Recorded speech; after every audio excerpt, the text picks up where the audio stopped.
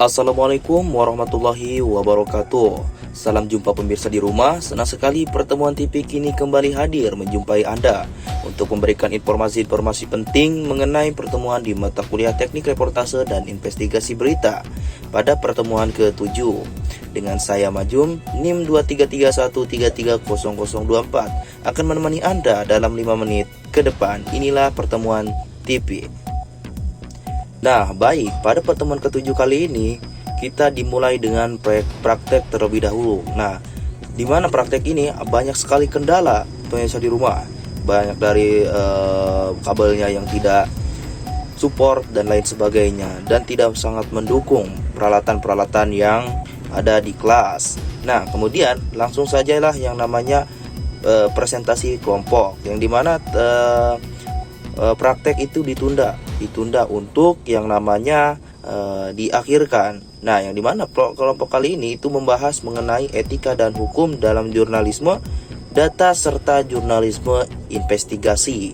Nah, ini merupakan hasil daripada diskusi kelompok 4, yang dimana kita akan membahas mengenai jurnalisme data, yang dimana pengertiannya jurnalisme data adalah praktik jurnalistik yang memanfaatkan data, angka, dataset, struktur, dokumen detail, teks besar, dan sebagainya. Nah, sumber data ini untuk menghasilkan laporan yang menjelaskan pola tren, anomali, atau bukti yang mendukung.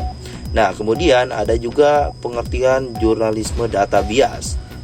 Nah, jurnalisme data bias biasanya itu digunakan untuk menjelaskan fenomena seperti tren, ekonomi, korupsi, layanan publik, epidemiologi, dan lain sebagainya, yang menemukan pola yang tidak kasat mata dan meningkatkan akurasi atau validitas laporan. Nah, kemudian landasan hukum. Landasan hukum ternyata dalam etika tersebut banyak sekali landasan hukum, pemirsa. Yang pertama ada pada Undang-Undang Dasar 1945 pasal 28E dan 28F pada kebebasan berpendapat dan memperoleh informasi. Yang kedua, Undang-Undang Nomor 40 Tahun 1999 tentang pers, kebebasan pers dan fungsi sosial media.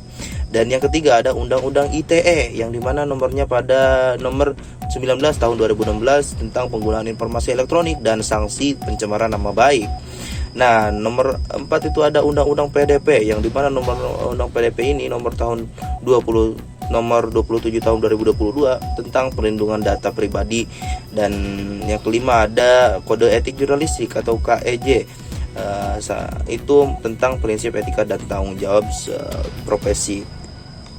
Nah, kemudian aspek jurnalisme data dan data jurnalisme investigasi. Nah, pemirsa di rumah, tentu saja dalam jurnalisme data dan jurnalisme investigasi memiliki berbagai aspek, di mana diantaranya ada sumber informasi, dataset, kemudian statistik, dokumen publik, wawancara, kemudian dokumen rahasia, dan lain sebagainya.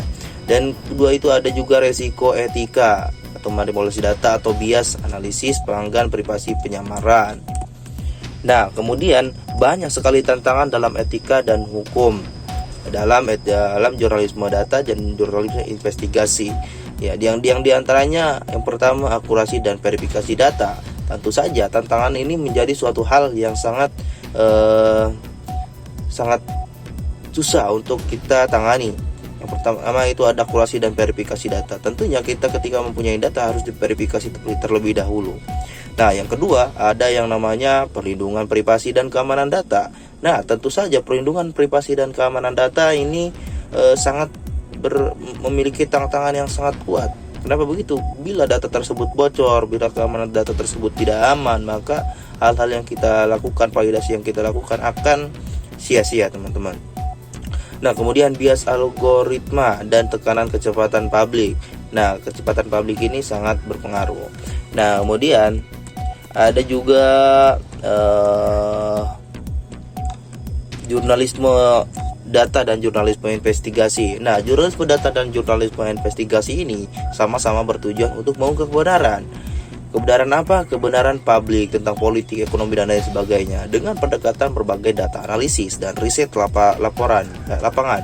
Keduanya ini berlandaskan hukum seperti Undang-Undang Nomor Undang-Undang 1945, kemudian Undang-Undang Pers, Undang-Undang ITE, dan Undang-Undang PDP, serta harus menjunjung tinggi etika jurnalistik. Tantangan di era digital menuntut jurnalistik untuk kompeten secara hukum, etis, dan digital agar mampu menjaga keseimbangan antara kebebasan pers dan tanggung jawab sosial.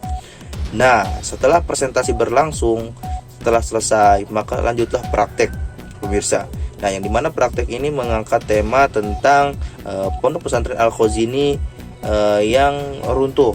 Nah, dimana keterbatasan alat, kemudian alatnya yang kurang memadai, maka presentasi atau praktek pada minggu kali ini, minggu pertemuan ke-7 itu kurang maksimal dan banyak sekali komentar. Nah, mungkin kedepannya itu bisa banyak sekali hal-hal yang bisa diperbaiki oleh kelompok-kelompok yang belum tampil, terutama kelompok saya. Nah, mungkin hanya itu yang bisa saya sampaikan pada pertemuan kali ini tentang berita sekilas di Pertemuan TV. Assalamualaikum warahmatullahi wabarakatuh.